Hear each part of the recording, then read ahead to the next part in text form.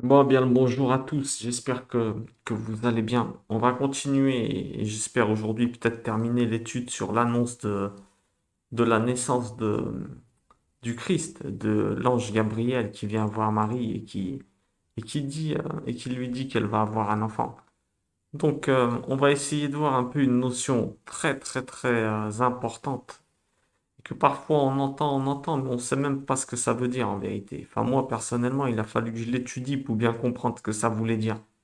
Donc, comme d'habitude, hein, je vous partage les connaissances minimes que j'ai en espérant qu'elles augmentent chaque jour plus. Et donc, je vous lis le texte. Comme d'habitude, je vous lis le texte et on va voir un peu ce qu'il nous raconte le texte. Alors, et au sixième mois, l'ange Gabriel fut envoyé par Dieu dans une ville de Galilée nommée Nazareth. Bon, tout ça, on l'a vu dans les vidéos d'avant. Je vous conseille d'aller les voir, elles sont pas trop longues et il y a quand même pas mal d'enseignements intéressants. À une vierge fiancée à un homme dont le nom était Joseph, de la maison de David, et le nom de la vierge était Marie. Et l'ange étant entré auprès d'elle, dit, Je te salue, toi que Dieu fait jouir de sa faveur. Le Seigneur est avec toi, tu es bénie entre les femmes. Alors on va s'arrêter là, tout simplement, parce que je voudrais parler du mot béni. Qu'est-ce que ça veut dire être béni, bénir, et comment être béni? Ça, c'est quelque chose qu'on désirerait tous, non? Déjà, bénir nos enfants. Que Dieu nous bénisse. Là, Marie, c'est quelqu'un qui s'est fait bénir du Seigneur. Elle est bénie entre toutes les femmes. Bénie entre toutes les femmes. Pourquoi on a vu que Marie, c'était un personnage exceptionnel. À 17 ans, elle décide de ruiner sa vie avec cette histoire d'avoir un enfant que on ne sait pas d'où il vient, hein. Les gens ne savaient pas d'où il venait. Donc imaginez-vous, elle risquait la lapidation et tout ce qui s'ensuit. Donc, bénir, qu'est-ce que c'est que bénir et être béni? Déjà, quand on veut connaître ce qui se passe dans un mot, il faut aller voir sa première occurrence dans la Bible. Première occurrence, ça veut dire la première fois que le mot est prononcé dans la Bible, et que le mot est dit dans la Bible, eh ben, c'est là où on a sa signification forte. Donc, soyez bénis. Quand est-ce qu'on entend la première fois soyez bénis? Ben, c'est dans le jardin d'Éden. Dans le jardin d'Éden, Dieu dit soyez bénis, multipliez-vous et fructifiez. Quand Dieu il crée l'Adam, il crée l'humain. Adam, ça veut dire l'humain, hein. Ça veut pas dire le monsieur Adam s'appelle Adam. Il s'appelait peut-être Adam aussi, mais quand on dit l'Adam, c'est l'humain. Ne faisons pas d'erreur là-dessus. J'espère qu'on fera des enseignements pour qu'on comprenne ce que c'est que le masculin et le féminin. Je dis même pas homme et femme, hein, parce on risquerait de se tromper et de nos jours, on se trompe complètement sur ces appellations. On va dire le masculin et le féminin. Bref, bah, la première bénédiction, c'est multipliez-vous et fructifiez. Voilà, c'est quoi la première bénédiction? Donc, qu'est-ce qu'on apprend par là? Eh bien, que bénir, ça veut dire, c'est lié à la multiplication. Bénir, c'est multiplier. C'est la multiplication on va dire, du travail que tu fais, en fait.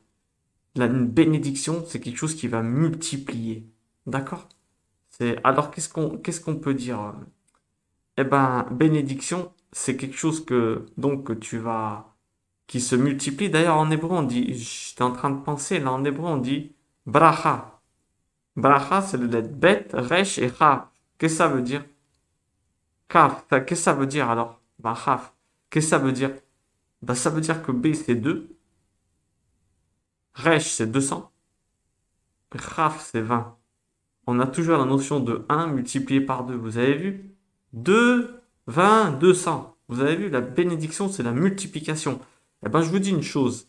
La bénédiction, première chose qu'il faut que vous sachiez, c'est que c'est quelque chose que tu vas multiplier et que tu vas garder surtout. Que tu vas garder et que tu vas transmettre. Ça, c'est une vraie bénédiction. Ça veut dire qu'elle vient de Dieu. Le mot bénédiction, attention, il a la racine du réservoir d'eau. Qu'est-ce que c'est que cette histoire? Pourquoi? Ben parce que l'eau, c'est ce qui bénit la terre. Elle tombe dans la terre et elle démultiplie toutes les graines, et ben elles deviennent des fruits, des arbres. l'eau dans le ventre d'une maman, eh ben, elle crée un enfant. Chaque fois qu'il y a une notion d'eau, il y a une notion de bénédiction. Attention, remplacez dans votre tête bénédiction, ça veut dire multiplication. D'accord? Donc bénédiction, ça vient du mot, il y a une racine de réservoir d'eau en hébreu. Piscine, c'est incroyable, hein? Une sorte de réservoir d'eau. En fait, dans la Bible, le mot bénédiction est relié à l'eau. Pourquoi? Parce que l'eau, c'est ce qui donne vie à tout élément, l'humain y compris. Mais aussi parce qu'elle fonctionne, la bénédiction fonctionne comme le cycle de l'eau. Qu'est-ce que ça veut dire? Eh ben, en fait, la bénédiction, comme on, comme on peut le voir, on ne la reçoit pas que pour nous. On la reçoit pour multiplier autour de nous. L'eau, quand elle tombe, c'est pas que pour toi. En fait, qu'est-ce que ça veut dire? Elle nous est donnée pour qu'on fasse profiter les autres. Sinon, elle s'évapore comme l'eau de notre vie. La bénédiction, elle s'en ira de ta vie et elle sera redistribuée ailleurs à quelqu'un qui produise du fruit avec. C'est un peu comme la parabole des talents qu'enseigne le Christ. Si tu n'utilises pas tes talents, ils seront donnés à un autre. Pourquoi? Parce que les plans de Dieu doivent se faire. Dieu il t'a donné un talent, il s'est dit, tiens, lui, il va arriver à faire le plan qu'on doit faire. Mais toi, comme tu l'utilises pas, ta bénédiction, ou que tu la gardes que pour toi, eh ben, le plan de Dieu ne peut pas se faire. Donc, le problème, il est où? Ben, on va le donner à un autre. Pourquoi? Parce que le plan, il doit se faire. T'es pas là que pour te complaire toi-même. Donc, qu'est-ce que ça veut dire? La première bénédiction, ben, elle nous apprend que si tu, d'ailleurs, une petite parenthèse, si tu veux être béni dans ta vie, laisse couler, hein, d'accord? Laisse couler. Tu as des choses redistribuées derrière. Pourquoi? Parce que sinon, ben, tu risques de voir ta bénédiction s'évaporer à un autre. Maintenant, un truc intéressant. Le mot bénédiction, il est aussi relié au mot genou. Barak, le genou. La bénédiction. C'est intéressant. Pourquoi il est relié au genou? Ben, ça nous enseigne que la bénédiction dans notre vie, elle va dépendre de notre capacité à savoir nous mettre à genoux. Pourquoi faire? Pour demander, remercier et reconnaître que tout ce qu'on a vient de Dieu. Plus tu sauras te mettre à genoux, métaphoriquement bien sûr, hein, dans ta tête, tu te mets à genoux, c'est-à-dire tu reconnais, et bien plus ça veut dire que Dieu il va te bénir. Pourquoi? Parce que, comment dire, ça vient de la racine genou. Parce que on remarque ça tout de suite, petite parenthèse encore. Dans le jardin d'Éden, quand Dieu il dit au serpent, tu mangeras de la poussière toute ta vie. Ça veut dire quoi? Tu mangeras de la poussière et surtout tu ramperas sur ton ventre. La science reconnaît que les serpents, avant, ils avaient des jambes. En fait, Dieu, il a enlevé les jambes. Ça veut dire la capacité à se mettre à genoux. Qu'est-ce que ça veut dire? Ça veut dire que c'est la première bénédiction, un parallèle à la première malédiction du serpent. Malédiction, c'est tu marcheras à terre. Ça sera plus possible de demander quelque chose à Dieu. Plus possible d'être reconnaissant, rien du tout. Tu mangeras de la poussière. De la poussière, il y en a tout le temps. Ça veut dire que lui, il aura tout ce qu'il faut. Vous voyez ce que je veux dire? Il aura plus besoin de rien, plus besoin de contact avec Dieu. Donc voilà pourquoi, si tu as tout ce que tu veux dans ta vie, pose-toi des questions. Parce que, est-ce que ça vient d'en haut ou est-ce que tu agis bien?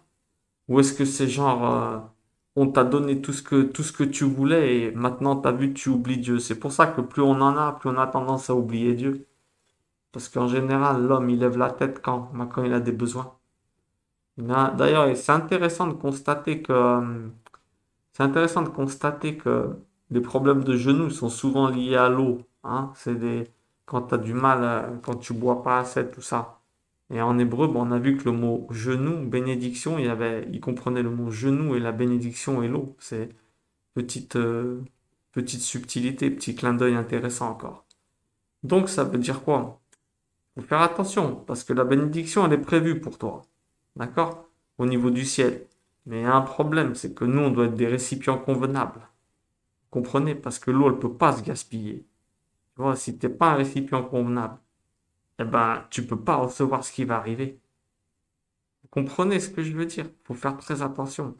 Si, comment dire, si nous, on n'a pas une attitude qui convient, eh ben, on pourra pas être béni. C'est pas possible parce que l'eau, elle va se gaspiller. Vous voyez ce que je veux dire? Alors maintenant, petite parenthèse encore. Il y a des personnes, il est dit par les sages, qu'il y a des personnes qui peuvent bénir les autres. C'est clair et net. Qui ont un pouvoir beaucoup plus puissant que d'autres pour bénir. Qu'est-ce que ça veut dire bénir? Eh ben, déjà un pauvre, quand il te bénit, ses prières, elles fendent les cieux.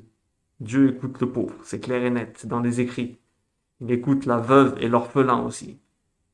Tu as une bénédiction d'une veuve ou d'un orphelin, ou également d'une personne très très âgée. Ça veut dire qu'elle a eu le mérite de rester longtemps ici, ça veut dire qu'elle est bénie. Ils ont une bénédiction spéciale. Et il y en a un autre qui est intéressant. C'est une personne qui se fait humilier en public et qui se tait. Et qui ne prend pas ça comme une... qui prend ça en disant, c'est pas grave. Cette personne, elle est en train de casser la justice parce qu'elle a le droit de répondre. Ben, comme elle casse la justice en elle, comme elle choisit de ne pas faire la justice alors que c'est son droit, eh ben Dieu choisit de ne pas faire de la justice avec elle et de la bénir. Vous comprenez? Il ne fait pas justice dans le bon sens, hein. Ça veut dire qu'une personne comme ça, elle te bénit, eh ben, elle fend les cieux. Elle fend les cieux aussi, une personne qui vient de se faire humilier. Bénir, qu'est-ce que c'est que bénir? Alors pour nous, on vient de voir que pour se faire bénir par Dieu, il faut savoir se mettre à genoux, reconnaître que tout vient de lui. Parce que quand tu reconnais que tout vient de toi, eh ben, c'est logique que quand tu remercies, eh ben, on a envie de te donner derrière. Par contre, si tu ne remercies pas, qu'est-ce qui se passe? Eh ben, si toi tu crois que tu obtiens tout de toi-même, eh ben, on est obligé de ne pas te donner. Pourquoi? Ben, pour que tu te rendes compte que, en fait, ça vient pas de toi. Tu es dans l'illusion, ta vie elle est dans le mensonge. Vous voyez ce que je veux dire? Donc plus tu te mets à genoux, plus tu reconnais que tout vient de Dieu, eh ben, plus tu, comment dire, plus tu vas accéder à des bénédictions, c'est clair et net. Surtout si tu es un récipient convenable et que tu utilises ta bénédiction pour la donner aux autres, tu la perdras pas. Mais on va voir ça un tout petit peu plus précisément là. Bénir, bénir, ça veut dire du bien. Ah, bénir, ça veut dire du bien. Dans notre langue, hein, bénir, bendecir, bendecir en espagnol, ça se ressemble, ça se voit encore plus. Bénir, c'est dire du bien. La science a découvert que quand tu disais du bien à des personnes, tu renforçais la structure moléculaire de ceux qui t'entendaient. C'est incroyable. Par des ondes positives. Et on sait très bien que les fréquences d'ondes positives s'attirent entre elles. Donc quand tu bénis, tu ne peux attirer que la positivité des autres. C'est incroyable ça, mais ça marche en électricité et en tout. Si tu rentres quelque part, tu dis à quelqu'un bonjour, comment vas-tu? Bénir, c'est dire du bien. Ça, ah, je suis content de te voir. T'as dit du bien, t'as vu? Eh ben, lui, il peut ah, je suis content de te voir aussi. Mais si tu entres et tu l'insultes, eh ben, il te renverra une insulte. Ça veut dire quoi? Ça veut dire que les ondes s'attirent. C'est pas de la blague, hein. Tu bénis, eh ben, tu renforces la personne. C'est même prouvé par la science. C'est incroyable. Parce que ce qui sort de notre bouche, c'est une fréquence, c'est une onde. Et elle impacte la matière autour de nous. Quand tu dis du mal, ça impacte en mal. C'est incroyable, ça. Nous, on sait depuis les écrits, hein, depuis plus de 5000 ans, mais là, la science, elle le démontre. Donc, bénir, c'est parler bien. C'est bien parler. C'est pas bénir, je te bénis. Non. Bénir, c'est bien parler. Donc, ça veut dire bien parler, par exemple, de tes enfants, de ce qu'il y a autour de toi, des gens qui sont autour de toi. C'est très intéressant. On remarque également que, alors, on va faire un autre truc là après, je vous dis. Je termine ce que j'étais en train de dire. On remarque que dans le psaume 103, c'est écrit. En fait, la poésie dans la Bible, elle n'est pas comme notre poésie à nous, c'est des rimes, tout ça là. La poésie dans la Bible, elle est sous forme de structure de phrase. Ça veut dire, la phrase, elle commence pareil et elle finit différemment. Après, elle recommence pareil, elle finit différemment encore. C'est comme les allitérations, par exemple, les répétitions en début. Et ben là, imaginez-vous une phrase complète. Donc, on a Psaume 103 où il y a une figure de style, une sorte de parallélisme. Il est dit, bénis mon être, le Seigneur, bénis mon être, le Seigneur. Toutes mes entrailles et son nom sacré. Là, j'utilise la traduction Chouraki qui dit ça. Après, il dit, bénis mon Seigneur, mon être. Alors là, on a deux fois la répétition. Et il dit, n'oublie pas ses bienfaits. Tous ses bienfaits. Alors, puisqu'on a deux fois le même début de la phrase, il faut s'intéresser aux deux fins. Et ça va nous dire ce que c'est que bénir Dieu. D'accord? Donc, bénir Dieu, c'est, première chose, on a la définition. Bénir Dieu, c'est dire du bien de lui, reconnaître ses bienfaits. En fait, on a vu hein, en latin bendicere, dire du bien, d'accord? Donc bénir Dieu, qu'est-ce que c'est? Eh ben, c'est dire du bien de Dieu. Pourquoi? Eh ben, parce que c'est la seule chose qu'on peut donner à Dieu, non? Tout est à lui. Donc la seule chose que tu peux faire, c'est reconnaître et dire du bien de lui. On est d'accord là-dessus, non? Donc bénir, c'est la seule chose que tu peux lui donner, c'est reconnaître le bien. On est d'accord? Ne pas oublier ses bienfaits, reconnaître tout ce qu'il a fait pour toi, te rappeler quelque chose de bien qu'il a fait pour toi. Le dire c'est le bénir, oui.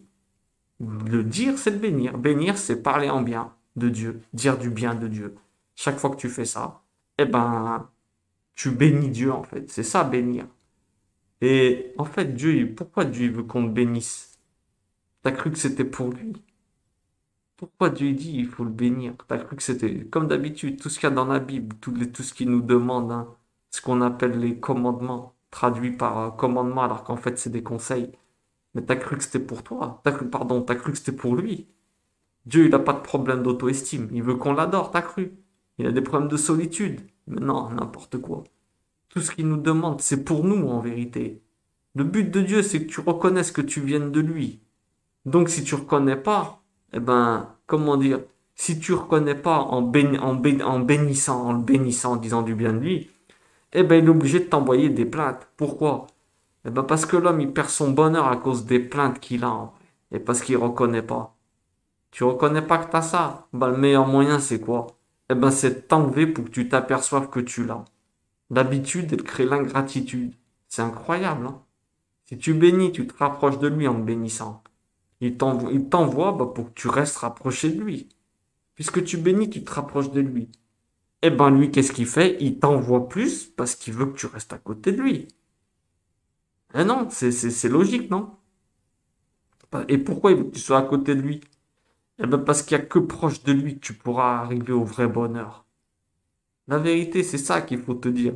C'est pas il a des problèmes d'auto-estime. L'humain, il oublie, il déprime, il retombe dans toutes les erreurs, il se décourage. Alors que juste si tu te rappelles de ce que Dieu il a déjà fait pour toi, eh ben, toutes les fois où il t'a sorti de ta galère, eh ben, tu reprends confiance. Maintenant, petite observation, pour l'être humain, c'est la même chose. Bénis les autres et tu leur donnes envie de continuer, tu les motives, tu leur donnes envie de rester avec toi, ils se sentent valorisés. Bénir, c'est dire du bien, on a dit, hein. Tu dis du bien. Ouais. Et qu'est-ce que ça veut dire? Ben, l'autre, il se sentira valorisé. En grec, on dit eulogia. Vous imaginez? Tu lui fais des éloges. Mais il peut que rester proche de toi, la personne. Elle peut que t'aimer. Vous comprenez ce que je veux dire? Quand tu reconnais le bien que quelqu'un y fait, bah, tu lui donnes envie de continuer. Et tu lui donnes même envie de faire beaucoup plus, de progresser à chaque fois. Vous comprenez là l'importance de bénir votre entourage, vos enfants, vos parents, tout le monde. Bénis-toi toi-même aussi. Tu te feras du bien. Il faut donc savoir te dire du bien. Bénédiction, ça veut dire du bien. Ça veut dire souhaiter du bien et décider ton bien. Puisque après, plus tu souhaites du bien, plus tu bénis Dieu, plus tu auras du bien. C'est incroyable. Donc, la seule chose que Dieu nous demande, bah, c'est reconnaître le bien qu'il fait dans notre vie. Bénis-le et lui va te donner une raison de le bénir. Bénis pour qu'il te donne 1000 fois plus. Tu veux une belle vie? C'est trop facile. Fais le premier pas, bénis. Dis du bien. Reconnais le bien qu'il te fait. Tu vois, mais sincèrement, c'est pas tu bénis et tu dis non, non. On est en train de parler de sérieusement là. Parce que je vais te dire une chose. Déjà, si tu es en train d'écouter cette vidéo, tu es quelqu'un de béni. Il faut que tu réalises. Pourquoi? Bah, parce que t'es pas né dans un pays où ils meurent de faim. Ça, c'est clair et net. Rien que pour la santé. Tu as tes deux oreilles qui fonctionnent. Tu es en train d'écouter la vidéo. Tu es en train de voir le texte qu'il y a sous tes yeux. Rien que pour ça, Dieu mérite des bénédictions. N'oubliez pas que les Juifs, quand ils se réveillent, ils disent Modéani Nefanecha, je te remercie, c'est une première chose, je te remercie Seigneur. Ils ouvrent les yeux, ils remercient direct, c'est la première chose qu'ils font. Et je vous conseille de prendre cette habitude aussi. Ça peut que vous faire du bien de reconnaître. Alors on a dit que bénir, ça vient de eulogio, d'accord? Dire du bien. C'est logique que ça attire le bien. Pourquoi? Parce que tu motives la personne, d'accord? Et c'est intéressant parce que, comme on a dit, il y a un truc qu'il faut qu'on voie hein, avant que j'oublie là. Maudire, qu'est-ce que c'est alors? Bah, maudire, c'est l'inverse. Maudire, c'est dire du mal. Maudire, dire des mots. Maudire, maudire. Ça signifie parler mal à la personne ou lui souhaiter du mal. Ça signifie lui envoyer des forces négatives qui s'opposent à ces forces positives à l'intérieur d'elle. Vous imaginez ce qu'on est en train de dire? Quand tu bénis quelqu'un, en vérité, on a dit que tu lui transmettais une force avec ta bouche, une vibration, hein, d'accord, une force. Qu'est-ce qui se passe? Eh ben, la personne, en vrai, en vérité, tu lui transmets une partie de ta force, d'accord? Et cette force, elle rentre en elle et elle l'aide dans son problème. Tu lui donnes une part de ta force pour réaliser ses objectifs, comme si une partie de toi l'accompagnait en vérité, mais réelle, hein, tu lui envoies une vraie partie de toi. C'est comme si tu te battais aux côtés de la personne. C'est pour ça d'ailleurs, tu remarqueras quand quelqu'un il vient, il te demande des conseils, tu parles avec lui, tu l'aides et tout. Et ben quand il part, t'es KO, t'es fatigué. Pourquoi? Parce que réellement, il est parti avec une partie de ta puissance. Donc toi, quand tu maudis quelqu'un, maudire quelqu'un, dire des choses mauvaises de quelqu'un, eh ben qu'est-ce que tu fais? Ben, tu lui détruis, tu rentres une onde qui détruit sa positivité, sa puissance. Donc qu'est-ce qui se passe? Eh ben tes forces négatives que tu lui envoies, ouais, c'est pas des légendes que je dis là, attention, hein. C'est les forces négatives qui s'opposent à ces forces positives, eh ben elles peuvent affecter son état émotionnel et surtout son état spirituel. Et il devra lutter contre elles pour se faire, comment dire, il devra lutter contre elles pour pas se faire endommager. En fait, maudire, parler négativement d'une personne, se moquer d'elle, ça détruit son image. Et ça entraîne que la personne elle est blessée par nos mots. Eh ben, elle devra investir des forces pour reconstruire son image interne. Et c'est là où tu as un gros souci, mon ami. Parce qu'elle perd du temps et de l'énergie qu'on lui a donné, que Dieu lui a donné, pour qu'elle développe ses potentiels et qu'elle réalise ses missions dans ce monde. À cause de toi, qui l'a blessée avec ta bouche et tes paroles mauvaises, eh ben, elle peut pas faire ça. Donc, c'est directement Dieu à qui tu fais une attaque quand tu détruis l'image d'un de ses enfants. C'est intéressant ce qu'on est en train de dire, hein. Voilà pourquoi utiliser notre bouche pour dire du mal est une des pires fautes aux yeux de Dieu. Maintenant, je vous dis une petite parenthèse. Pour qu'une malédiction ait effet sur une personne, il faut que Dieu se soit écarté d'elle. Il faut qu'il ait levé sa protection de sa vie. Comme il arrive, par exemple, quand on fait des fautes, quand on s'éloigne de lui. Pourquoi? Parce que Dieu protège ses enfants et aucune malédiction ne peut transpercer son bouclier. On voit l'histoire de Bilam dans l'Ancienne Alliance, quand il cherche à maudire les Hébreux, et il peut pas. Il peut pas. Pourquoi? Parce que Dieu il les protège. Vous voyez ce que je veux dire?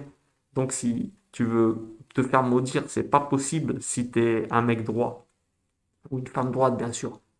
Pour maudire une personne, faut être avec Dieu. Sinon, est-ce que tu crois qu'il va t'écouter? N'ayez pas peur des gens qui maudissent. Car surtout ceux qui sont loin de Dieu. D'ailleurs, quelqu'un qui maudit, il peut être que loin de Dieu.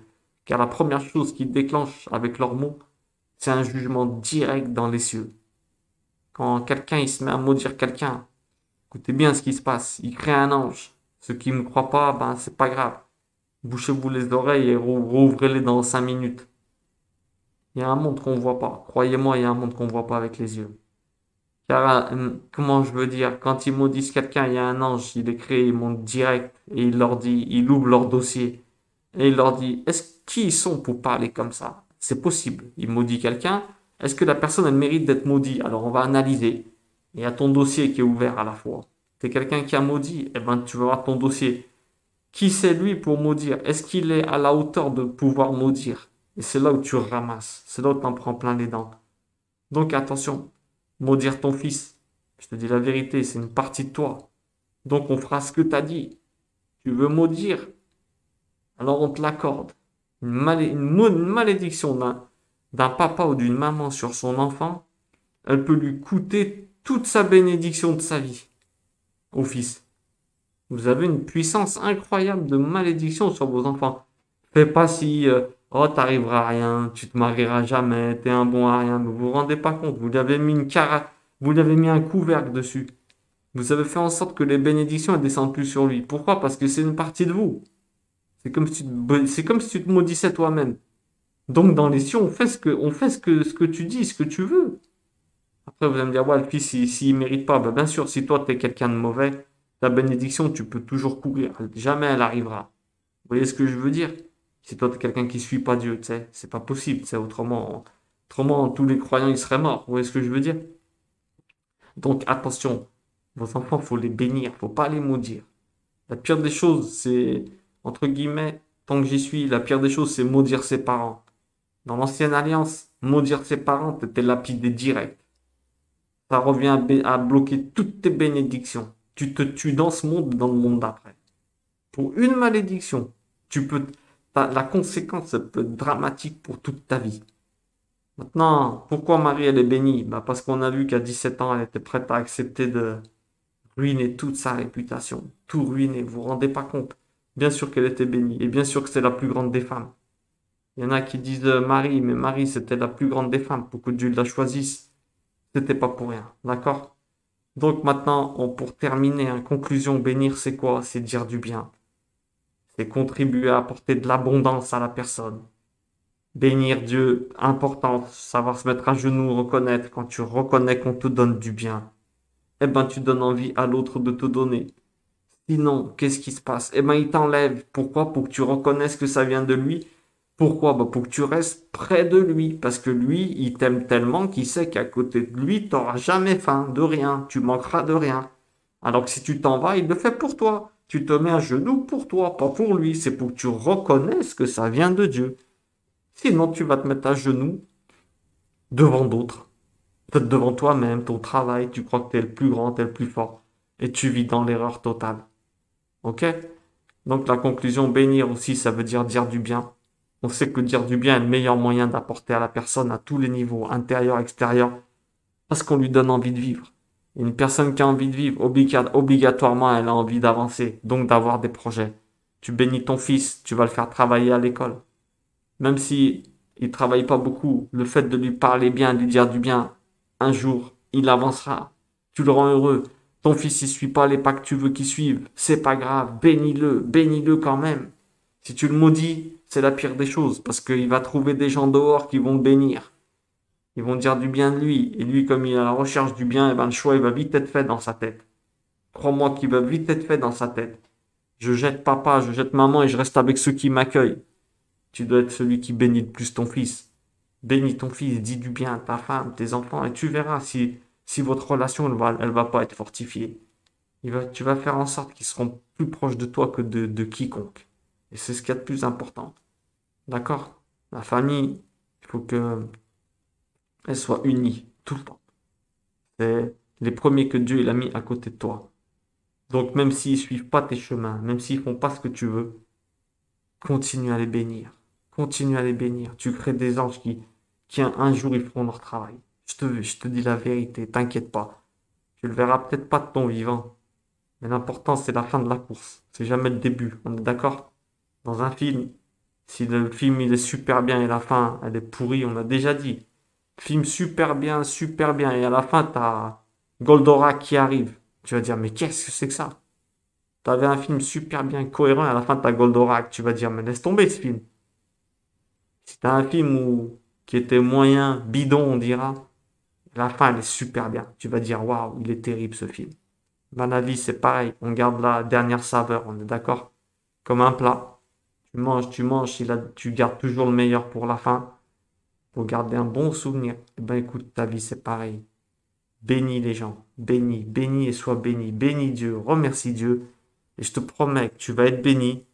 Et quand tu seras béni, toi, tu te remplis de ta bénédiction. Eh ben, bénis les autres parce que tu es fait pour ça. Ok? On n'est pas là pour maudire. Celui qui maudit, c'est le diable. Tu es un fils de Dieu. Je te dis tout de suite, si tu es un fils de Dieu, arrête tout de suite tes salades. Tu es là pour bénir. N'oublie jamais ce que je te dis. Tu n'es pas là pour maudire. Celui qui maudit, c'est pas un enfant de Dieu. C'est un enfant des forces obscures, comme on dit. Ok? Je vous souhaite une bonne fin de journée. Que Dieu vous bénisse. Et je vous dis à très très bientôt.